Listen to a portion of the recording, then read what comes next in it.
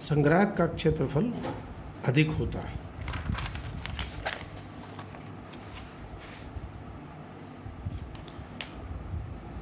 Transistor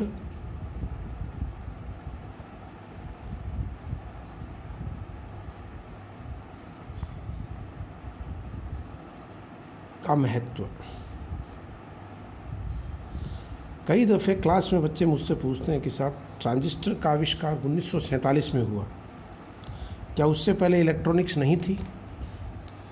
और आप जानते हैं कि कंप्यूटर तो बहुत पहले से ही कंप्यूटर जैसी चीज़ें बना ली गई थी। तो उसका जवाब है कि इलेक्ट्रॉनिक्स पहले से ही मौजूद थी, लेकिन उस वक्त जो भी युक्तियाँ थी, डिवाइसेस थी, वो निर्वात नलिकाओं से बनी हुई डिवाइसेस थी। ट्रांजिस्टर के आविष्कार के बाद बहुत सारे ऐसे कारण हैं जिससे उनके ऊपर इसको वरीयता मिलती गई। मैं आपको कुछ कारण बताता हूँ। जैसे कई बार ये जनरल नॉलेज में कुछ कॉम्पिटिटिव एग्जामिनेशंस में पूछ लेते हैं, तो बहुत स्पष्ट कारण है कि ट्रांजिस्टर का महत्व है। आप कह सकते हो कि निर्वात नलिकाओं, वैक्यूम ट्यूब्स के सापेक्ष ट्रांजिस्टर में निम्न एडवांटेज होते हैं।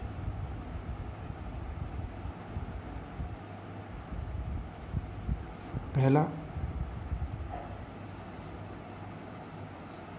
इनमें चूंकि धाराएं कम होती हैं, इसलिए इनमें ऊष्मा के रूप में ऊर्जा हानि कम होती है। दूसरा, आकार में सूक्ष्म होते हैं, छोटे। सूक्ष्म का यहाँ ये अर्थ नहीं कि बिल्कुल माइक्रो, छोटे होते हैं। निर्वात नलिकाओं के मुकाबले बहुत ही छोटे। जैसे उदाहरण के तौर पर ट्रांजिस्टर का आकार लगभग मूंग या मोठ के दाने का होता है, जबकि ट्यूब बड़े आराम से आपके बल्ब के आकार की होती है। इतना अंतर तो आप समझ लीजिए। तीसरा, इनमें शक्ति का अवशोषण कम होता है। हालांकि ये एक कमजोरी भी है इसकी, लेकिन ज़्यादा जगह ये फ़ायदा देता है।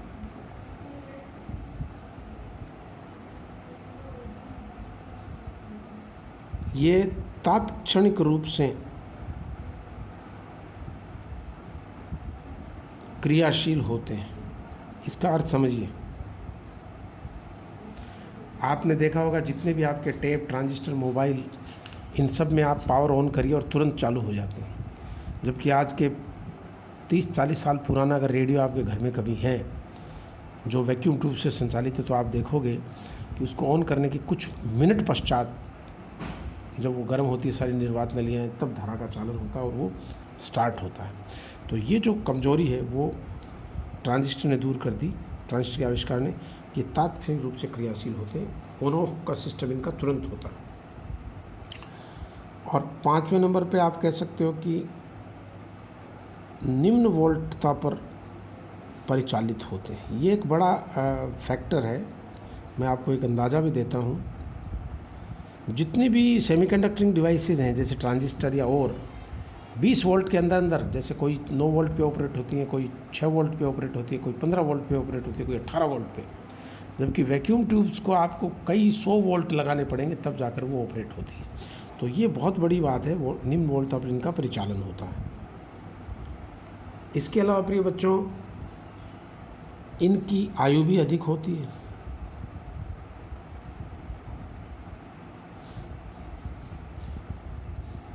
आयु इसलिए अधिक होती है कि ये सेमीकंडक्टिंग डिवाइस की बहुत हल्की छोटी डिवाइसेज होती है, तो गिर भी जाए तो टूटने की कोई संभावना नहीं है। जबकि वैक्यूम ट्यूब सारी कांच की बनी हुई नलिकाएं होती है, बल्ब की तरह। तो अगर भूलवश कहीं पर भी कोई झटका लग जाए या गिर जाए तो फिर उनके बचने की कोई संभावना नहीं। इसलिए इनकी आयु अधिक होती है और ये अधिक आसानी से उपयोग में। ये कुछ मुख्य गुण हैं, लेकिन इसका ये अर्थ नहीं है कि हम ट्रांजिस्टर के आविष्कार के बाद निर्वात नलिकाओं को भूल जाएं।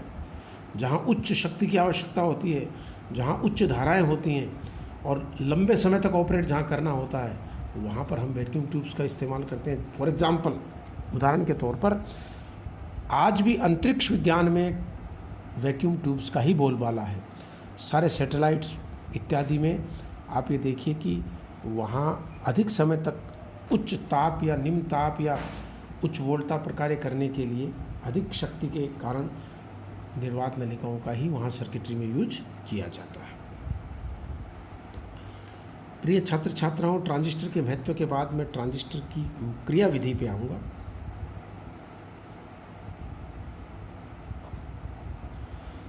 देखिए, ट्रांजिस्टर को हम किसी भी परिपथ में 3 तरह से यूज कर सकते हैं। कौन कौन से 3 तरीके हैं? पहला है दोनों संधि अग्रबाह्यसित हो। दूसरा है दोनों संधि पश्चबाह्यसित हो। और तीसरा है ईबी संधि यानी एमीटर बेस्ड जंक्शन अग्रबाह्यसित तथा सीबी जंक्शन यानी संधि पश्चबाह्यसित। ये आप देखें, ईबी संधि अग्रबाह्यसित और सीबी संधि पश्चबाह्यसित। तो इन तीनों में इनका अलग अलग यूज है। दोनों संधि अगर अग्रबाह्यसित होती है तो ट्रांजिस्टर एक स्विच के रूप में, ऑन स्विच के रूप में यूज करते हैं। ये मैं आपको पढ़ाऊंगा आगे। यही चीज़ दोनों संधि अगर पश्चबाह्यसित हो तो स्विच ऑफ की तरह व्यवहार करता है। और जो मुख्य उपयोग है इसका प्रवर्धक, वो जब संधि अग्रबाह्यसित ईबी और सीबी संधि पश्चबाह्यसित हो तब इसका उपयोग हम एक प्रवर्धक के रूप में करेंगे। तो लाजमी है कि अगर आपको हमें पहले ये स्पष्ट मैं कर दूं, तो आप देखिए कि जैसे उदाहरण के तौर पर मैं एनपीएन ट्रांजिस्टर का उदाहरण लेता हूँ। एनपीएन ट्रांजिस्टर का उदाहरण लेते हैं। ये इसका ये अर्थ नहीं कि पीएनपी में ये एक ही एक्शन, यह का ये एक्शन पीएनपी में भी होगा। तो एनपीएन का उदाहरण मैं लेता हूँ।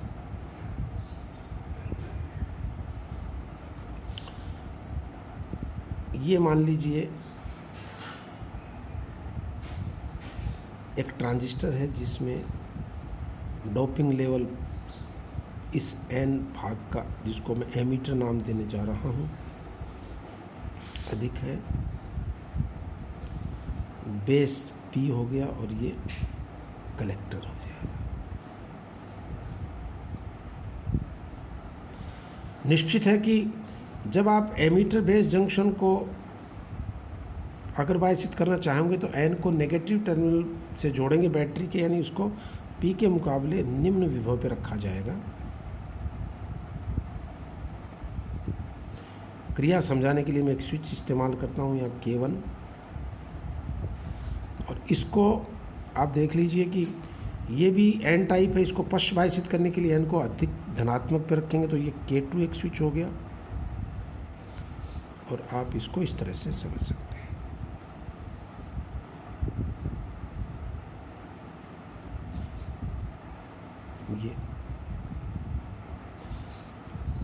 ये सारी वोल्टेज वेरिएबल है, इसलिए मैं इन पे तीर के निशान लगा सकता हूँ। मैं मर्जी आए जैसे इसकी वैल्यू बदल सकता हूँ। चित्र को देख करके ये सोचने की आवश्यकता नहीं है कि ये बड़ा है कि ये बड़ा है, नहीं। इसमें हम किसी को भी कम या ज़्यादा रख सकते हैं, ये अपनी इच्छा है। एन के अंदर बहुसंख्यक इलेक्ट्रॉन होते हैं।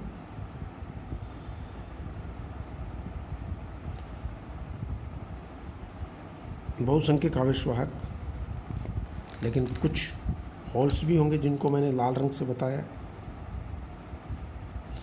अल्पसंख्यक, यहाँ ये बहुसंख्यक होंगे।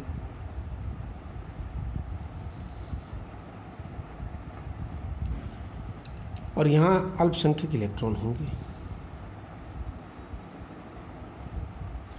तो प्रिय बच्चों, जब आप K1 को बंद करेंगे, जैसे मैंने मान लो K1 को बंद किया, तो एमिटर बेस जंक्शन में अगर बायस के कारण धारा प्रवाहित होगी, इलेक्ट्रॉन्स अंदर की तरफ जाएंगे, होल्स इधर आएंगे, तो कुल धारा बाहर की तरफ आएगी। इसलिए मैंने उस निशान में, आप देखिए आज जो मैंने आपको कराया था एनपीएन में